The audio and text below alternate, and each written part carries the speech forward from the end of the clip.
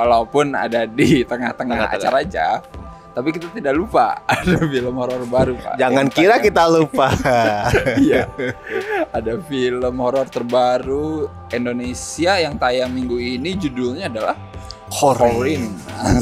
Bukan temennya Kodrat ya, nggak ada sangkut pautnya sama. Meskipun sama-sama muslimah banget. Bener. Qorin ini menarik karena temanya yaitu dia tadi nggak jauh-jauh dari film Kodrat yang kita tonton ya. Religius, pesantren, ada yang kesurupan juga sama. Itu udah Kodrat banget cuy. Gue jadi ekspektasi gue tinggi sebenarnya. Bener nggak? Terus ada gini hak. Tapi gini Pak, Gini hak jago berantem. Jadi gue mikirnya Pak, ini Vino. Iya. Ya gue aja pas reaction aja udah mengira itu dia bakal berantem loh. Bener. Itu tidak.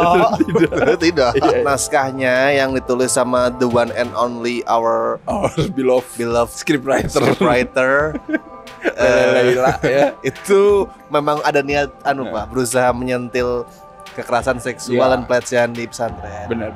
Justru gue apresiasi banget, jujur itu gue sangat mengapresiasi niatan tersebut.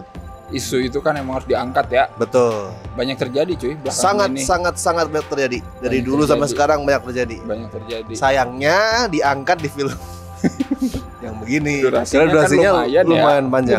Lumayan. Hampir 2 jam. Hampir 2 jam men untuk film horor yang bukan kayak atmosferik. Ya Inang mah wajar lah durasi segitu ya. Karena temponya juga agak slow burn. Iya bener. Ini kan kagak kalau kita lihat di trailer ya. Ini bukan temponya apa yang slow burn? Apanya itu?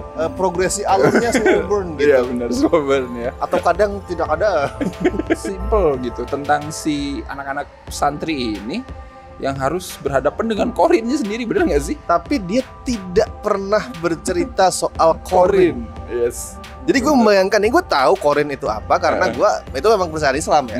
Gue membayangkan orang Kristen gitu misalkan, yang misal bener-bener nggak tahu soal Qorin, lu datang itu apa gitu, bingung karena nggak pernah ada penggalian soal mitologinya tuh nggak ada. Iya benar.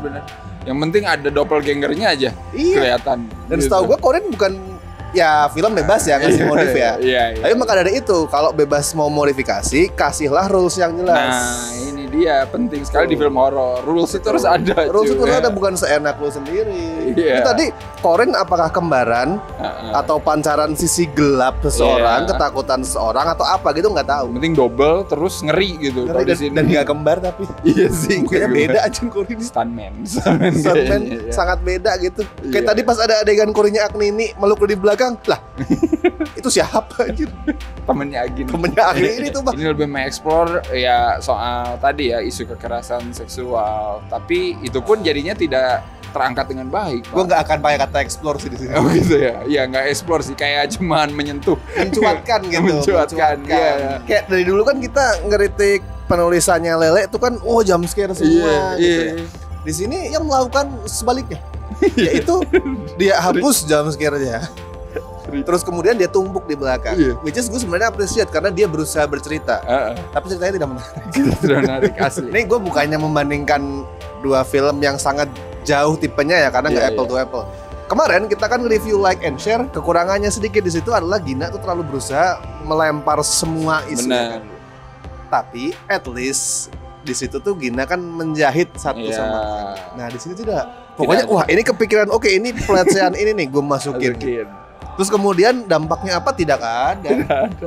Kayak misal pacarnya Ica gitu. Pacarnya Ica suka main keras gitu, tapi udah aja. Udah gitu. Yang pacarnya Ica tuh itu yang di trailer kalian lihat dia ngomong memang susah percaya sama cewek yang enggak perawan.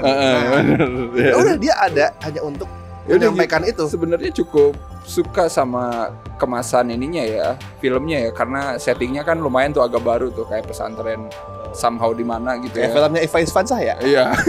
Pesantren. Niat gitu ngeliatin ekstras santriwatinya ya lumayan lah gitu. Gua ngerasa ini lebih real lah gitu daripada pesantren dibuat-buat gitu ya.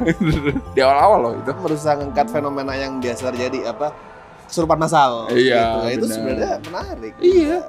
Ada yang diruqyah gitu kan sama si ustadznya di awal-awal tuh, oke gitu. Terus suara yang tak-tak-taknya itu kan kayak bener-bener apa ya, lumayan juga tuh. Creepy gitu. Ikonik karena di awal pun ada gitu ya suara gitu yang di opening ya, yang kayak yang di Padang Jagung. Itu juga udah tuh shot di situ doang. Padang Jagung. Asli setelah gua nonton nih, satu departemen yang paling berhasil di film ini adalah editor trailer. Iya, iya kayaknya ya. Editor trailernya bener-bener tahu shot mana yang bagus, momen mana yang keren, terus dia satukan semua itu gitu. Bagus soalnya. Bagus. Di trailer itu kayak nyambung tau ceritanya. Iya, betul. Dan unik dan fresh gitu. Wah, gue appreciate banget. Siapapun yang membuat trailer ini, silakan ajukan naik gaji ke bosnya. Terus apa lagi nih? Star Wars dong. Oh iya bener anjing ini. Ini bisa diganti judulnya dari Korean jadi Star Wars Attack of the Clones. Maksud gua di sini ada karakter lain ya yang diperankan sama Pretty Moti ya, karakter Pak Ustadz yang punya. Ini pun tidak begitu dijelaskan dengan sangat baik. Bangsa. Iya, tidak jelas. Cuman dibilang di awal sedang tidak ada di sini. Iya, terus ada sebuah revelation ya, dia kenapa dan kemudian berubah jadi Jedi. Iya, berubah jadi Luke Skywalker. Iya. Yang bahkan tidak pengaruh apapun ke ceritanya, man. Luke Skywalker aja pengaruh coy di filmnya ya, walaupun dia jadi hantu. Di sini dia muncul, wah, dan kekuatan tiba-tiba hilang udah nggak ngaruh gitu. Itu apa maksudnya anjir? Suka gitu penggambarannya. Ini pasti nonton Star Wars nih. Soalnya apa? Pengemasannya itu Star Wars banget. Coloringnya itu Star Wars banget. Dan ditutup dengan third act yang kata gue kayak rame nggak jelas gitu cuy. Terus abis itu kayak turun dulu dikit, rusuh lagi, turun lagi dikit, rusuh lagi. Jadi gue kayak bingung kapan klimaks yang benar-benar klimaksnya. Karena kayak sama semua. Iya. Rasa aja kayak gini Pak. Habis di rumah sendirian nih. Iya. Berapa hari tiba-tiba temen lo ngajak main, ternyata temen lo ngajak main ke pasar malam yang rame banget tuh, overwhelm gitu. Nah itu klimaksnya, anjing kenapa chaos banget. Kaget. Tiba-tiba selesai udah gitu ada cuplikan lagi dikit yang sebenarnya tidak penting anjir. Gue mau itu Corin-nya masih hidup atau enggak juga. Tuh kan enggak jelas kan Corin sebenarnya tuh di sini apa? Itu sebenarnya apa? Gitu. Karena di sini dilihatin kayak gitu kan. Iya. Kalau Corin sesuai pemahaman Islam ada lah. Coba kan sekali lagi ini bahasa filmnya. Iya. Gitu. Apa Corin di sini? Iya, coba tolong lebih dikelirkan aja gitu di penulisan. Jangan cuman mencuatkan doang ya. Iya, jangan yang lain juga tahu. Iya. Tidak. Kasian loh orang-orang yang non-muslim nonton ini. Iya, atau orang muslim yang jarang ibadah gitu. Iya. Dan yang paling penting sebenarnya di sini Gideonti Rona kan terkenal suka adegan berdarah-darah gitu ya. Kagak ada. Trailernya pun menyiratkan akan seperti itu kan. Tapi ternyata kayak malu-malu atau entah apa gitu, kayak ketahan-tahan. Khawatir menodai agama. Penulisannya sudah menodai Corin-nya sendiri gitu. Nanti ya. Kalian Pantas Mati kemarin misal, yang dia juga harus menahan diri karena itu settingnya SMA remaja, ya, understandable lah. Tapi itu pun tetap lebih loh. Lebih itu. Lebih jelas. Bukan berarti kita ngomong harus semuanya ada gore tuh bukan ya, tapi kasihlah payoff yang gitu. Penjaga pesantren tuh yang itu gue kira dia udah mau berantem loh, keluarin pisau, udah wah ini nih Gideonti Rona nih. Tiba-tiba bakal wah ini mau shout out pisau. Tiba-tiba kena itu force. Pakai force-nya di force. Nah, itu gimana itu kekuatannya untuk jalan ini? Lepas kan Jedi ini ada force, ada demitnya itu. Ya udah ini Star Wars. Iya. Star Wars berkedok agama ini. Attack of the Clones. Corin kan clones. Harusnya mah udahlah horor kayak kemarin aja lah, yang beda banget gitu, inang sekalian ya. Mungkin Bapak kenapa? Pemiliknya bisa yang menulis naskah saja.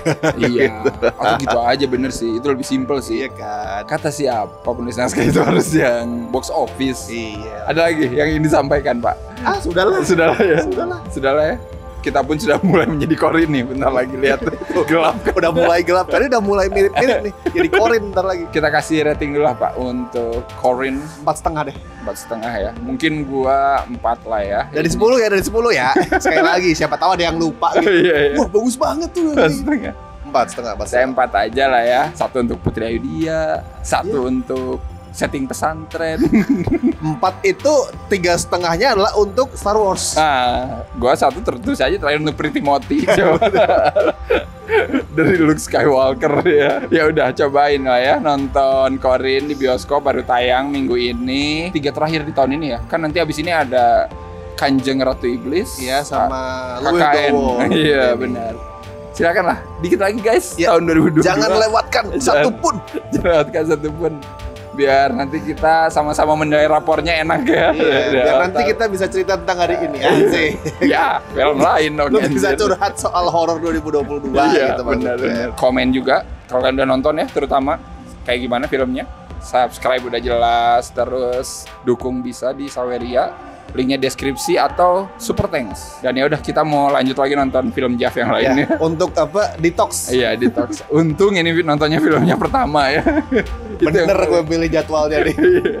Ya udah sampai ketemu lagi. Bye bye.